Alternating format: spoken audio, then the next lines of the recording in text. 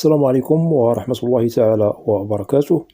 مرحبا بالجميع وتحية إليكم من جديد. برنامج اليوم كالعادة للإجابة عن أسئلة الإخوة والأخوات المتتبعين الأوفياء للقناة. وبالنسبة للإخوة الذين لم أدرج أسئلتهم في برنامج اليوم، أعدكم إن شاء الله بأنني سوف أدرج أسئلتكم في البرنامج المقبل، متمنيا للجميع التوفيق والنجاح والسداد في حياتكم. وقبل البدء في البرنامج، لا بأس أن أشكركم جزيل الشكر على وفائكم وصدقكم واحترامكم وعلى تفاعلكم معي ومع القناة، متمنيا أن أكون دائما عند حسن ظنكم جميعا، وبالتوفيق للجميع.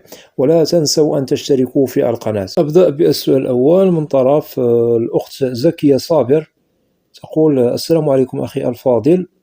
وعليكم السلام. لم تشرح لنا ما هي الكفالة الخماسية بالولايات المتحدة، وكيف تتم، وما هي شروطها ومدتها؟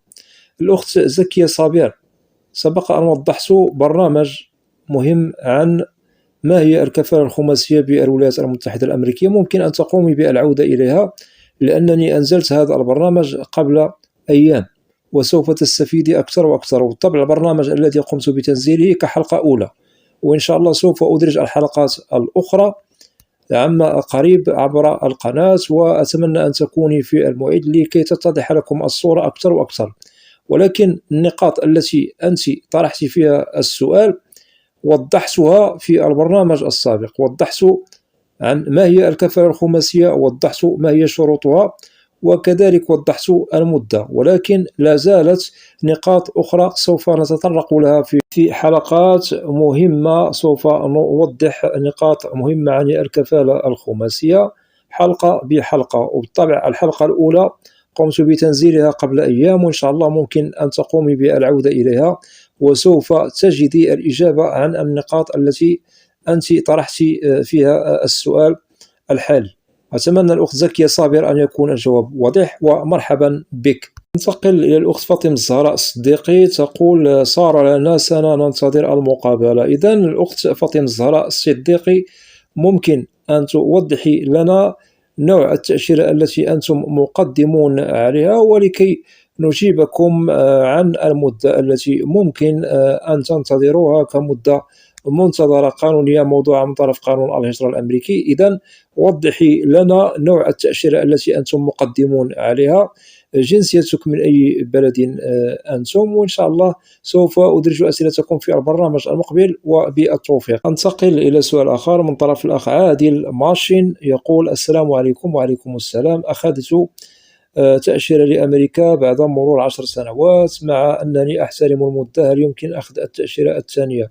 إذن على حسب ما استنتجت، أنت كنت مقدم على فيزا سياحة. بالطبع ممكن أن توضح لنا جنسيتك من أي بلد أنت، وتوضح لنا متى تحصلت على هذه التأشيرة، متى دخلت إلى الولايات المتحدة، ومتى عدت إلى بلدك الأم، لأن فيزا سياحة لا تخول للحاصل عليها المكوث الدائم كإقامة دائمة بالولايات المتحدة، وبالطبع لازم أن يعود إلى بلده الأم.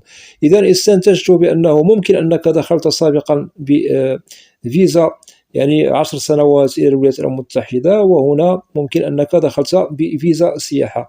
بالطبع أنت احترمت المدة وعدت إلى بلدك الأم. بالنسبة للسؤال المطروح من طرفك، هل يمكن أخذ فيزا سياحة من جديد؟ نعم أخي الكريم، ما دام أننا بالطبع نحترم المدة التي هي موضوعة في الفيزا التي تحصلنا عليها كمكوث أو فيزا مؤقتة والعودة إلى بلدنا الأم، هنا ممكن التقديم عليها من جديد. متى ممكن أننا لا نقدم عليها من جديد؟ في حالة أننا خرقنا المدة المحددة في هذه التأشيرة أخي الكريم. إذن ممكن التقديم على هذه التأشيرة من جديد، ليس هناك من مشكل، لأنك لم تخرق قانون هذه الفيزا التي تحصلت عليها، وبالطبع أنت عدت لبلدك الأم. إذن الأخ عادل وضحت لك بالجواب الواضح، وإذا لديك استفسار آخر فمرحبا بك وبالتوفيق. انتقل إلى سؤال آخر من طرف أم يقول: السلام عليكم ورحمة الله وبركاته. وعليكم السلام. يا أخي العزيز، ممكن تفيدني إلى أين وصلوا بالنسبة للجرين كارد؟ أنا متزوج من امرأة تحمل الجرين كارد. سؤالي في تاريخ كم وصلوا في النشرة بالنسبة للمتزوج بالجرين كارد؟ أخي الكريم، ممكن أن توضح لنا تاريخ الذي قدمت لك فيه الزوجة؟ جنسيتك من أي بلد أنت؟ وهل أنتم مكلفو محامي للسهر على الملف؟ أخي الكريم، للتأكيد دائما ننظر إلى التاريخ الذي قدمتم، وإن شاء الله نحسب المدة ممكن أنها تصل كأقصى حد بالجرين كارد لم شمل زوج إلى 2.5 سنين كأقصى حد. لهذا سألتك عن تاريخ التقديم. لا ننظر أخي إلى تاريخ يعني النشرات إلى غير ذلك، بل ننظر إلى تاريخ التقديم. وبالطبع تاريخ التقديم ننظر إليه بعين الاعتبار، وننتظر المدة القانونية المخولة لكم للم شملكم إلى الولايات المتحدة الأمريكية. ليس إلا أخي الكريم، أتمنى أن يكون الجواب واضح، لأنه كل من يقدم بتاريخ ونحسب تاريخ البداية من بداية المرحلة الأولى إلى أن نصل إلى المرحلة الثانية بالولايات المتحدة. هنا نقصد المرحلة الأولى لدى مركز الهجرة والمواطنة USS، ثم عند الموافقة ينتقل الملف إلى المرحلة الثانية وهي National Visa Center NVC، وهنا تصفية الملف إلى أن نصل إلى إرسال الملف إلى السفارة الأمريكية في بلدكم الأم. إذن هنا أخي ممكن أن توضح لنا تاريخ التقديم والولاية التي تم فيها التقديم، وكذلك توضح لنا ظروف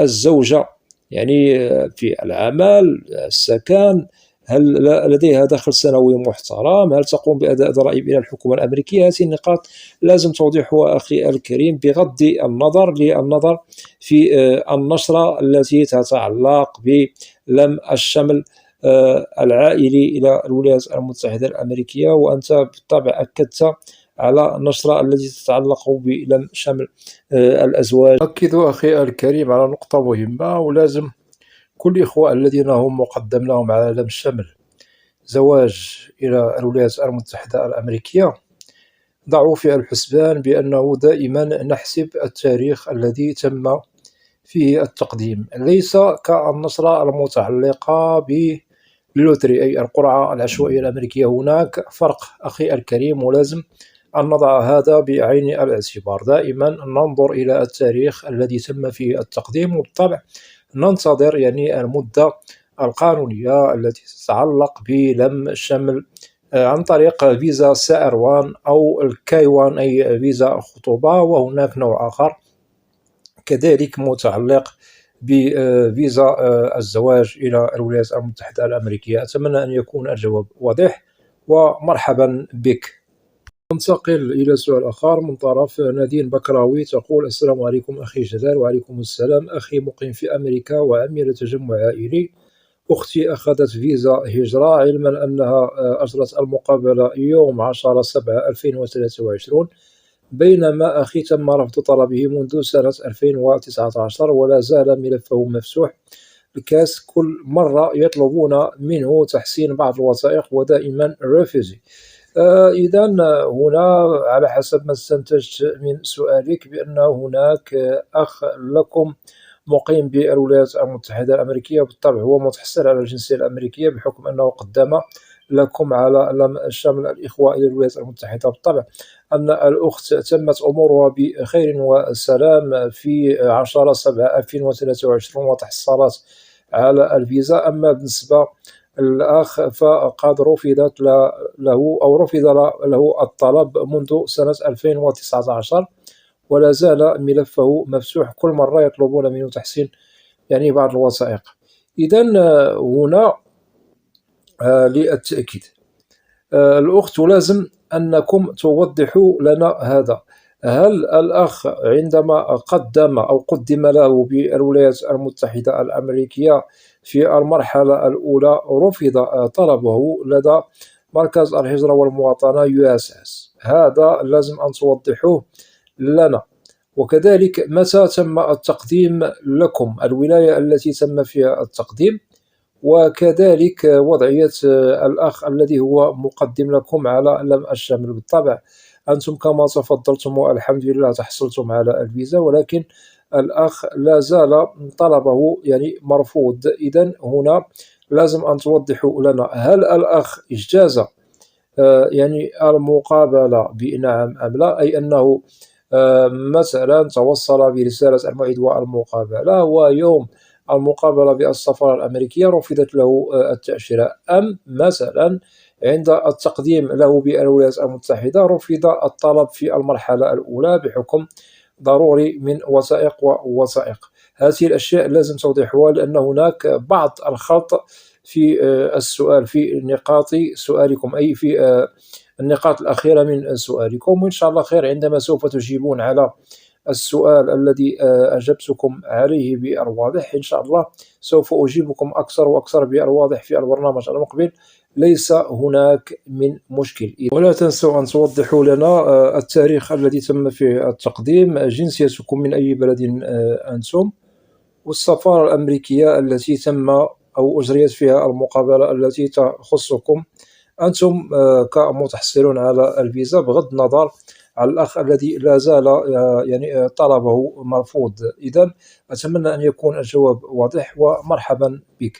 ننتقل إلى الأخ كام كيركت. الأخ هو لاجئ سوري بتركيا، سبق أنني أجبته على عدة أسئلة، وهو لديه تساؤل عن الكفاءة الخماسية بالولايات المتحدة، ولأجله ولأجل إخوة وأخوات هم طارحون للسؤال عن الكفاءة الخماسية بالولايات المتحدة الأمريكية. بالطبع الأخ أضاف تعليق محترم، يقول: تحية طيبة لك أخي جلال من القلب، ويقول: أخي المحترم، تعبر إلى الأمام، الله يعطيك العافية على هذه المجهودات، وتحياتي. العفو الأخ كام كوركات، وأعدك إن شاء الله بأنني سوف أقوم بتنزيل برنامج متعلق بالنقاط التي أنت طارح فيها للسؤال المتعلق بالكفاءة الخماسية بالولايات المتحدة، وإن شاء الله سوف أنزل الحلقات التالية التي تلي الحلقة الأولى التي قمت بإدراجها قبل أيام، وبالطبع أنتم قمتم بالاطلاع عليها، وإن شاء الله ممكن أن أجدك إن شاء الله في الموعد لكي تطلع على الحلقات المستقبلية التي تتعلق بالكفاءة الخماسية بالولايات المتحدة الأمريكية. وإذا لديك استفسار آخر فمرحبا بك وبالتوفيق أخي الكريم. أنتقل إلى الأخ كرم تمنجاني، يقول: السلام عليكم ورحمة الله وبركاته. وعليكم السلام. أخي، سؤال لم أجد الذي يجيبني عنه، وأخيرا وجدت القناة التي تهتم بالأسئلة، ولك جزيل الشكر. العفو. يقول في سؤاله: أخي، كنت أعيش في إيطاليا، وكان لدي يعني أوراق الإقامة، ولكن للأسف وقعت في المحظور، أي في مشاكل، وأصبح ملف السوابق العدلية به مشكل، خرق قانون بالطبع هجرة بإيطاليا، وتم ترحيلي منذ سنة 2013 إلى المغرب بسبب سوابق عدلية، وأنا الآن في المغرب، وعندي إن شاء الله زواج بامرأة مغربية حاملة للجنسية الأمريكية. هل سوف أجد صعوبات لكي أتحصل على الفيزا بأمريكا؟ لي لم الشمل. أنتظر جوابك، الله يرحم والديك، وشكرا. إذا الأخ كرام، ممكن أن توضح لنا نوع خرق القانون الذي وقعت به كقانون هجرة بالولايات المتحدة الأمريكية؟ لازم أن توضحه أخي الكريم. وهل سبق أنه خرقت قانونا بالطبع قبل خرق قانون هجرة بإيطاليا؟ وكذلك هل سجنت عندما دخلت إلى بلدك الأم أي المغرب؟ هل سبق لك أن قمت بطلب رد الاعتبار في بلدك الأم أي من المحكمة؟ هذا لازم الإجابة عليه أخي الكريم. إذا أنت بالطبع سألت، أنا أجبتك على نقاط مهمة، وبالطبع هذه النقاط المهمة التي أجبتك بها هي عبارة عن سؤال لازم الإجابة عليه في تعليق يعني مقبل عبر القناة، وسوف أهتم بسؤالك، ليس هناك من مشكل.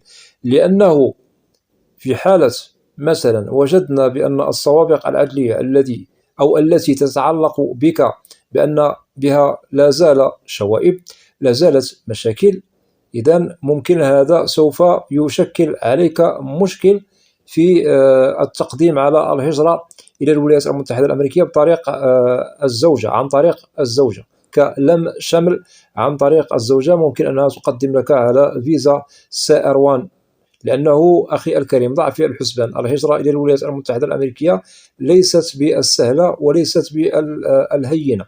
بالطبع هناك بلدان متعددة دائما سوف نجدها تطلب من الشخص الذي هو مقدم على فيزا باسمها، تطلب منه يعني شهادة سوابق عدلية. هل سبق لهذا الشخص أن مثلا خرق قانونا سابقا، سواء هجرة أو اقترف جرم أو سجن؟ لأن أي بلد بالطبع هي تدقق دائما على السوابق العدلية التي تتعلق بالشخص المعني بملفه أو طلب فيزا، سواء للهجرة أو لغير الهجرة. أخي الكريم، ينظر إلى السوابق العدلية بعين الاعتبار من طرف موظف السفارة الأمريكية. أخي الكريم، لكي نضعك في الصورة أكثر وأكثر، وبالطبع الزوجة سوف يطلب منها وثائق مهمة تتعلق بوضعك الذي هو قانوني في بلدك الأم. هل السوابق العدلية التي تخصك هي نظيفة أم هي غير نظيفة؟ أخي الكريم، إذن أتمنى أن يكون الجواب واضح. وللتأكيد أخي الكريم، الهجرة إلى الولايات المتحدة هنا لازم أن نضع في الحسبان، لازم أن نجد الملف مكتمل بدون شوائب بدون مشاكل. إذا الأخ كرم، إن شاء الله ممكن أن تجيب على النقاط التي سألتك عليها قبل قليل. نوع الجرم أو خرق قانون الهجرة الذي اقترفته في إيطاليا توضحه لنا. هل قمت برد اعتبار من المحكمة في بلدك الأم هذا في حالة أنه مثلا سجنت أو مثلا حكم عليك بحكم ما؟ هذه الأشياء لازم أن توضحها أخي الكريم. وكذلك نقطة مهمة ضع في الحسبان بأن الهجرة إلى الولايات المتحدة الأمريكية ليست بالسهلة وليست بالهينة.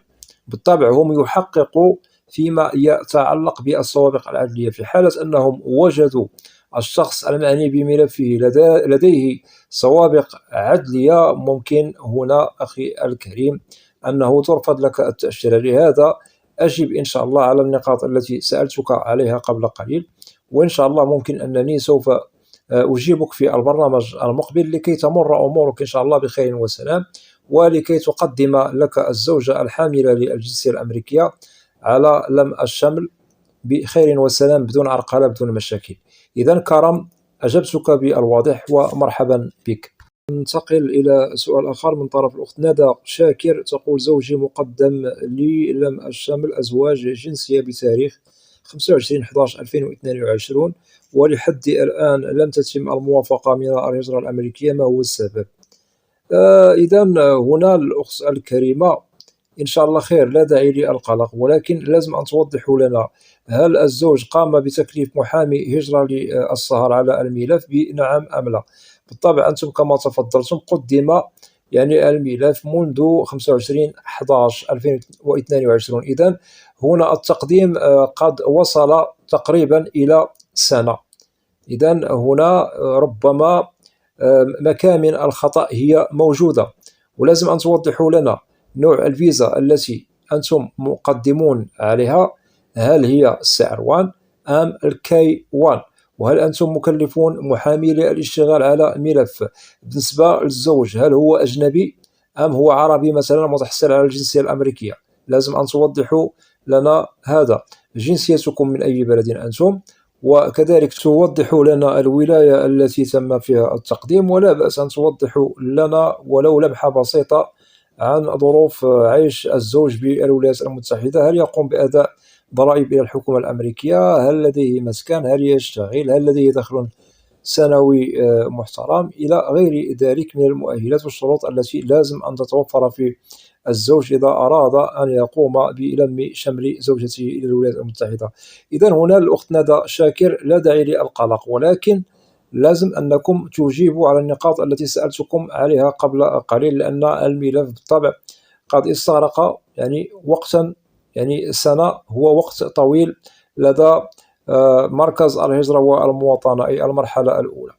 أتمنى أن يكون الجواب واضح، ومرحبا بك. ننتقل إلى الأخ حكيم الدين. الأخ هو من الجزائر، يسأل عن كيفية التقديم على القرعة العشوائية الأمريكية. أخي الكريم، سبق أن وضحت هذا عبر برامج ممكن أن تقوم بالعودة إليها، ولكن لا بأس أن أجيبك بالمختصر المفيد. إذا أردنا التقديم على القرعة الأمريكية فلازم أن تتوفر الشروط. من ضمن الشروط الموضوعة من طرف قانون الهجرة الأمريكي، والذي يتعلق بالتقديم على القرعة. لازم أن نجد الشخص المعني بالأمر متحصل على شهادة بكالوريا باستحقاق أي ناجح فيها 100%. وفي حالة أنه ليس لديه شهادة بكالوريا لازم أن نجد شهادة توازي يعني هذه الشهادة، أي شهادة بكالوريا مثلا لديه مهنة خبرة سنتان في الخمس السنوات الأخيرة، أو مثلا متحصل على بكالوريا حرة ولكن لازم أن نجده قد درس 12 سنة بكاملها. ونقطة مهمة أخي الكريم، ممكن أنك تقدم ولو مثلا أنت متزوج، ليس بالمشكل، سواء لديك أبناء أو ليس لديك أبناء ليس بالمشكل. وبالنسبة العمر يفوق 18 سنة، 17 سنة وما فوق، يعني تحت من 18 سنة لا، 18 سنة وما فوق أخي الكريم. أتمنى أن يكون الجواب واضح. وممكن أنك تقدم في حالة أنك تعرف، ممكن أنك تقدم لنفسك بالمجان، ليس هناك من مشكل. أما في حالة أنك لا تعرف كيفية التقديم، ممكن أنك تستعين بمكتب يقدم على القرعة، أو تقدم لدى نادي انترنت، هذا ليس بالمشكل. ممكن أنك سوف تقوم بدفع يعني مبلغ رمزي للشخص الذي يقوم لك بهذه الخدمة، وبالطبع التقديم عليها في كل سنة في أكتوبر ويستمر إلى شهر نوفمبر، أي أن الوقت هو محدد للتقديم عليه، وبالطبع النتائج تظهر في السنة التالية.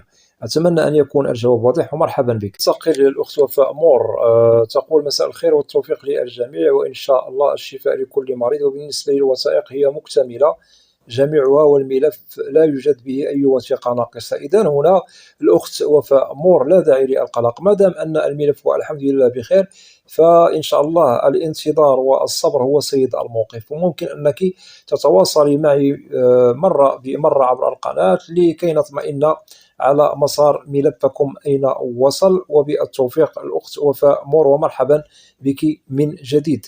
ننتقل إلى سؤال آخر من طرف الأخ المهدي كويفا، يقول: أخي اليوم أخذت جواز السفر ولم يعطوني الملف الأصفر، غيروا السيستم، حتى الطبيب هو الذي أرسله إلى السفارة الأمريكية معلومة جديدة للملف الصحي إلى غير ذلك من نقاط سؤال الأخ. إذا فهمت من سؤالك بأنك مررت بالفحص الطبي، وبالطبع أنت فقط تحصلت على جواز السفر ولم تتحصل على الملف الطبي لاصطحابه معك يوم الموعد والمقابلة، وبالطبع الطبيب هو الذي سوف يقوم بإرسال الملف الطبي الخاص بك إلى السفارة الأمريكية. إذن هنا لا داعي للقلق أخي الكريم.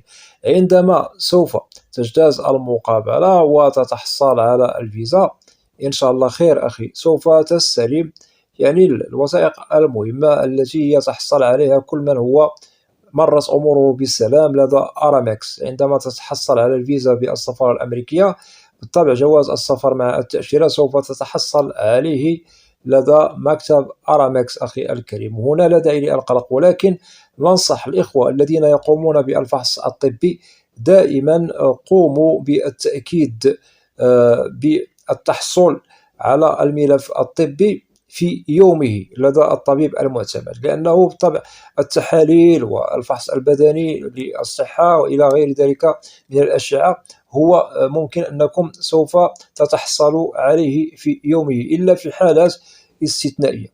أتمنى أن يكون الجواب واضح أخي الكريم، وبالتوفيق. وفي حالة أنه لديك مستجدات ومرت أمورك بسلام وتحصلت على الفيزا، فلا بأس أن تشارك معنا يعني البشرى عبر القناة، ولكي تناقش معنا تجربتك، لكي بالطبع يستفيد الإخوة والأخوات المتابعين للقناة من تجربتك والإجراءات التي مررت بها من الفحص الطبي إلى الوصول إلى التحصل على الفيزا. وبالتوفيق أخي ومرحبا بك. وأكتفي بهذا القدر من الأسئلة، وأعد الإخوة الذين لم أدرج أسئلتكم سوف أدرجها في البرنامج المقبل. وأتمنى من الإخوة والأخوات الذين لا زالوا لم يشتركوا في القناة، أدعوكم للاشتراك في القناة وتفعيل زر الجرس ليصل إليكم كل جديد. ولا تنسوا أن تدعمونا دائما بلايك لكي نصل إلى أكبر نسبة من المشاهدة. وبالنسبة للقناة محتواها كامل وشامل عن الهجرة والمهاجر إلى الولايات المتحدة الأمريكية بشكل عام وكتعريف. وإذا لديكم أسئلة ممكن طرحها عبر تعليق في القناة، وسوف تجدوا الإجابة عبر البرنامج المعروف بالقناة، برنامج أسئلة وأجوبة، لأنني لا أستثني منكم أحدا. وأسألكم الدعاء، وإلى لقاء قريب بإذن الله، والسلام عليكم ورحمة الله تعالى وبركاته.